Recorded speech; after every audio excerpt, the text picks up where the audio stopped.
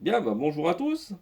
Alors, je suis ravi de vous retrouver pour une nouvelle vidéo qui concerne la réalisation et le montage des derniers éléments du kit Architecture et Passion.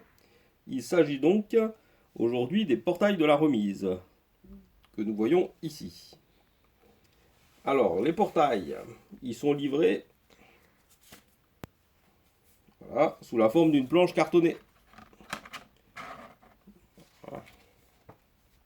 découpée au laser et présentant séparément la face intérieure, intérieure ici, et la face extérieure. Alors, la notice fait également mention de renfort bois. Voilà. Donc, c'est l'étape 14 de la notice. D'accord. Et donc, on voit que il faut coller les renforts sur les portes. Euh, donc, ces renforts sont uniquement, évidemment, sur la face intérieure. Donc, on en voit le motif. On voit le motif ici, là, des renforts. Et en fait, dans le kit, là, comme on peut voir, il n'y a pas il y a, il n'y a pas du tout, les renforts sont inexistants dans le kit que j'ai moi. Alors, est-ce qu'il s'agit d'un oubli ou a priori la notice ne correspond pas à ce kit? Bon, on peut se poser la question. Effectivement, si on regarde effectivement les photos correspondantes au kit, euh, on ne voit pas sur les faces intérieures effectivement les renforts. Donc dans tous les cas, il faut prévoir de réaliser soi-même ces renforts. Alors une solution consiste à découper ces renforts dans de la carte plastique, mais la texture va être très différente de celle de la face cartonnée ici. Et donc ça va absorber la peinture différemment et il va être assez difficile quand même d'avoir un rendu avec une texture bois qui soit uniforme. Donc la meilleure option consisterait à faire des découpes dans une planchette de 1 mm d'épaisseur en tilleul. Et pour ceux qui auraient une telle planchette, je recommande même de refaire intégralement tout le portail de la planchette en tilleul, compte tenu de ce que je vais vous dire. Alors, n'ayant pas de planchette de tilleul au moment de la réalisation, bon, j'ai longuement hésité sur la marche à suivre.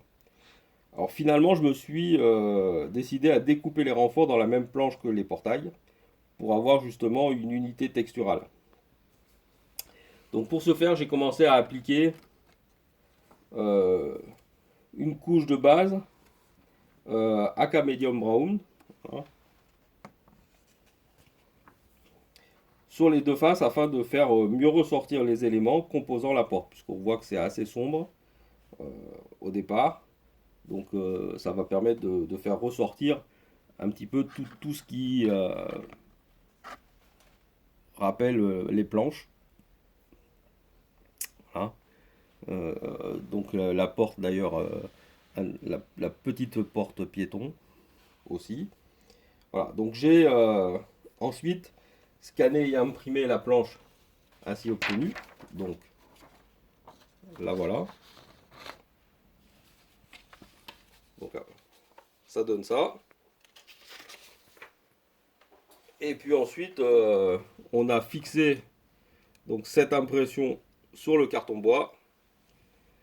Et puis il faut découper ensuite donc tous les renforts là, donc on voit ici, les découper séparément euh, sur la planche. Donc voici la planche correspondante effectivement à nos portails qui ont été élargis pour le besoin de ce kit. Hein. Donc ici nous avons effectivement fait la découpe uniquement des renforts. Voilà, alors il faut faire effectivement avec, il faut utiliser une lame neuve découpée très lentement, couche par couche, puisqu'en fait il s'agit en réalité, ce carton bois est en réalité un multicouche. Voilà, c'est un multicouche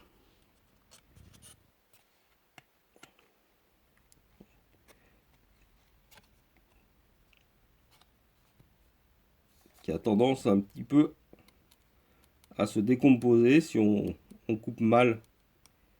Voilà.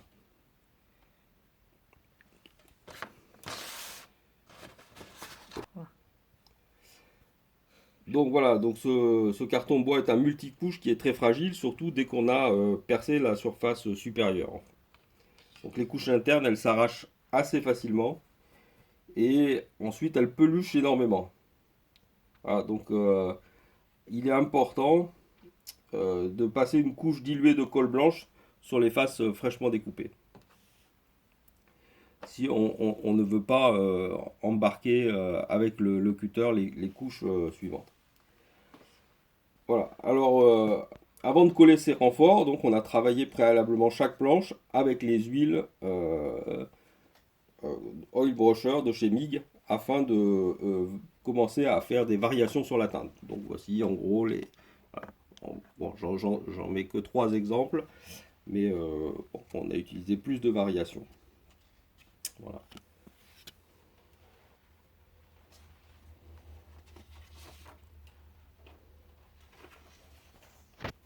Donc les renforts sont également traités avec les mêmes huiles et collés en place. Donc voilà, si maintenant donc, on ouvre notre portail, voilà, donc on voit maintenant les faces intérieures, au final ce que ça donne. Alors il faut également pour récupérer les, la, la vision des différentes planches, donc pour récupérer le volume des planches justement, il faut approfondir justement la séparation entre planches. Et pour ça, on a utilisé le, le Wash for Wood. Voilà. Hop. On a utilisé le Wash for Wood de chez AK. Voilà. Et puis ensuite, une fois qu'on a collé donc l'ensemble, on va faire effectivement un travail de patine des portes intérieures de nouveau en utilisant en gros les huiles de chez AK. Alors pour ce qui concerne maintenant la face extérieure, donc elle va subir au départ, donc on a vu un premier traitement équivalent à la face intérieure. Hein. Donc elle a commencé également, comme on peut le voir ici, donc on a commencé par une couche de base, hein, exactement comme pour la face intérieure. Mais ensuite, on a commencé les couches suivantes en utilisant l'effet shipping Worn Effect de chez AK.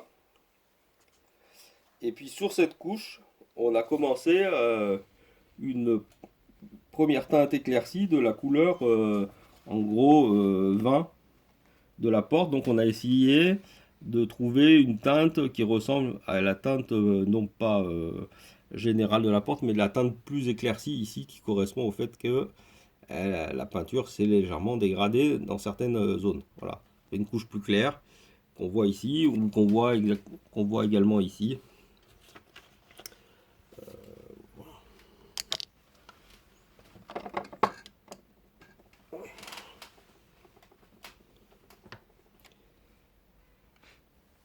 Donc pour réaliser la couleur correspondante, donc on a utilisé les 3 teintes suivantes.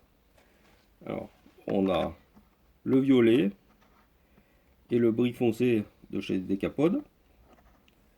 Et puis, on éclaircit en fait ce mélange avec la couleur Middlestone.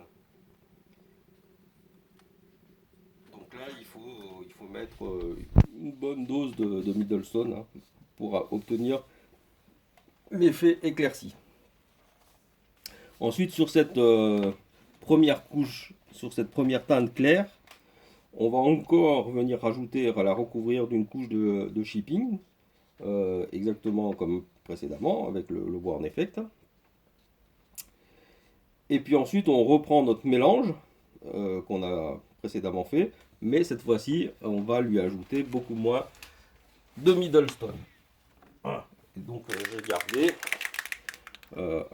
une partie de la teinte, voilà ce que ça donne, le mélange qu'on a obtenu, ça donne cette couleur là. Donc voilà.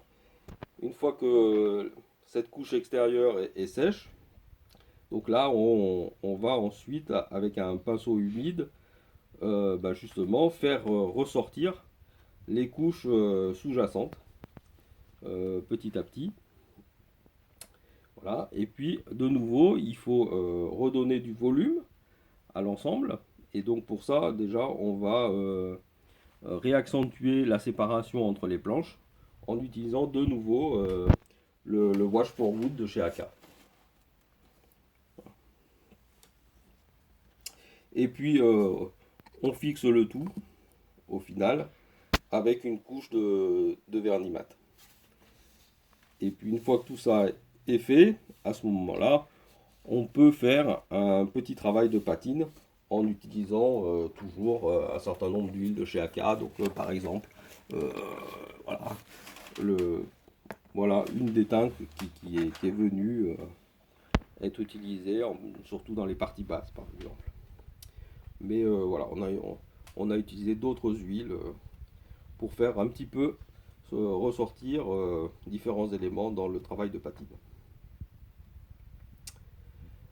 Bon, cependant, avant le travail de patine et avant le travail de mise en peinture de la teinte finale, en fait, il faut réajuster les codes des portails avec la réalisation que nous avons faite pour l'ouverture, car nous avons fait quelques modifications par rapport au kit initial.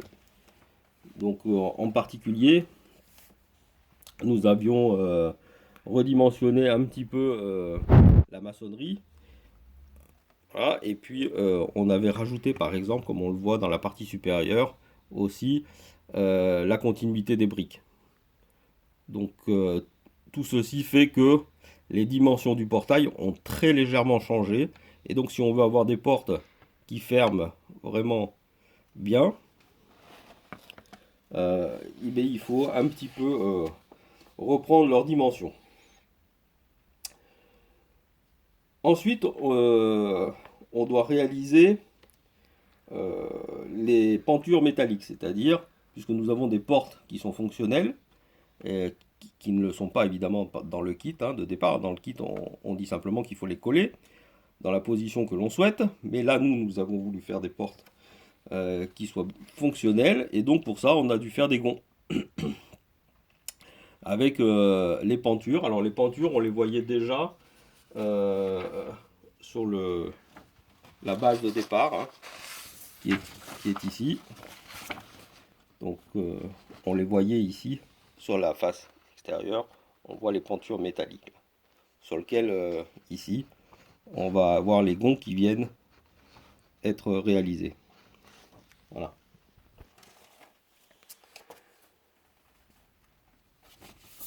Alors pour réaliser ces pentures métalliques, nous avons utilisé le kit de photo découpe. Voilà. Bande rivetée forte de chez Decapod, qui existe a priori seulement en épaisseur 0,3 mm. Voilà. Donc on a utilisé les bandes les plus fines là, qui se trouvent ici, pour réaliser ces pentures. Alors elles sont un petit peu, c'est un petit peu épais par rapport aux dimensions. On peut voir ici, c'est un petit peu épais là, par rapport à ce qu'on a au départ sur le kit. Mais c'est très bien en fait, puisque ça va nous permettre en fait de réaliser ces pentures et la réalisation de ces gonds par soudure, ce qui va nous faire quelque chose de particulièrement solide.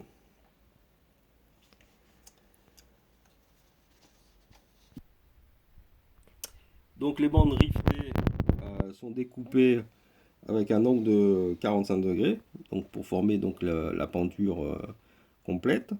Donc on en voit ici, et puis les deux éléments sont soudés entre eux. Voilà. Ensuite on va arrondir un petit peu les bords, et puis ensuite les gonds, on va réaliser les gonds. Donc les gonds, donc en voici un exemple de gond qui viendra se mettre Voilà, soudés comme ça sur la peinture. Donc les gonds sont obtenus en découpant un tube laiton de diamètre extérieur 1 mm et de diamètre intérieur 0,6 mm. Hein, et la hauteur des gonds est à peu de choses près de 1,5 mm. Donc, voyons voir. Voilà. Donc voici voilà, le tube sur lequel voilà, les gonds ont été découpés. Hein, en utilisant donc un disque à tronçonner avec une mini perceuse.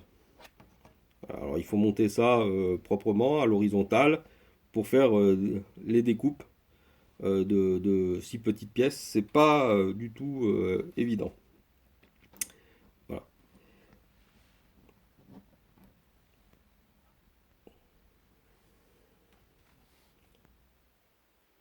Donc nos gonds donc femelles sont alors soudés donc sur les pentures métalliques. Voilà. Et donc c'est ce qu'on voit au final ici. Voilà. Ce sont ces éléments-là là, qu'on voit en bas par exemple, ou encore en haut. Ça donne les pentures qui sont donc fixées sur les portails. Alors, on n'a que donc la moitié seulement pour l'instant des gonds. Donc il nous reste à faire les gonds mâles qui vont venir s'insérer eux dans la maçonnerie. Donc c'est ceux qui se trouvent ici en dessous. Voilà, ces gonds-là. Eux sont fixés dans la maçonnerie. Donc pour ce faire, donc ces gonds, on part. Voilà, nous en voyons un. Donc on part exactement voilà, de la même chose qu'un gond femelle. Donc on le retrouve ici. Voilà. Et puis donc pour qu'il puisse s'insérer dans la maçonnerie, on va devoir y mettre un crampon qui va être soudé euh, sur ce gond. Et puis il va y avoir le mamelon ici qui correspond à la partie mâle qui va venir donc s'insérer à l'intérieur de notre gond femelle. Voilà. S'insérer comme ça. Voilà. Voilà, voilà. Donc ça va être tout soudé. Alors pour pouvoir réaliser ici le crampon qui va venir se souder perpendiculairement donc, au gond. Donc ça c'est pas facile à faire, mais la technique consiste à venir fixer donc notre tige, donc notre gond qu'on a découpé préalablement, voilà, sur voilà, sur un motif en U.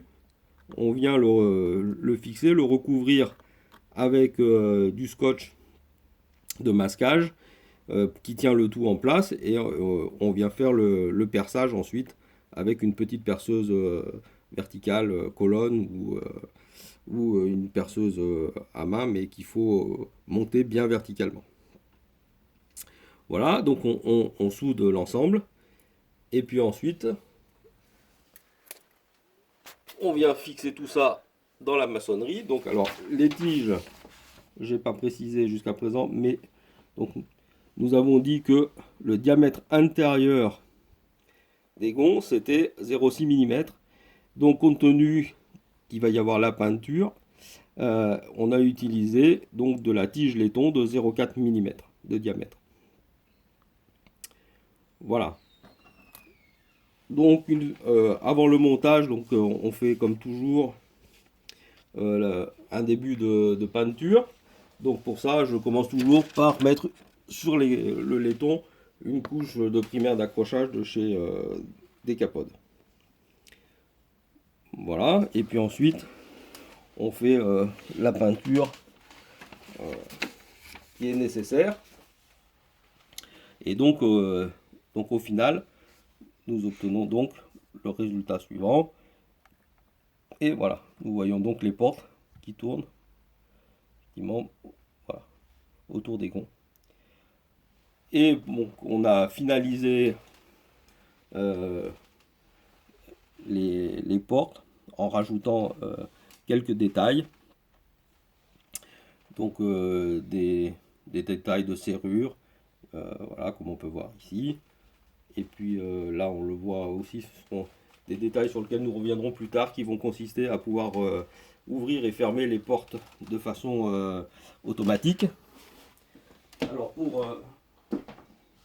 ces quelques détails, voilà, on s'est inspiré du numéro loco-revue suivant, là, le hors-série numéro 67, dans lequel il y a une petite fiche pratique, voilà, qui concerne la réalisation de portails. Alors là, en carte plastique.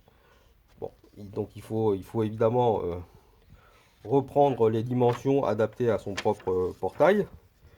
Mais voilà, on a les quelques détails, par exemple ici, pour les crochets qui se trouvent fixés au mur et qui permettent de maintenir les portails à une certaine ouverture. Donc voilà, on s'est inspiré de cette fiche pratique pour finaliser ces quelques détails. Et les crochets, ici comme on voit sur le mur.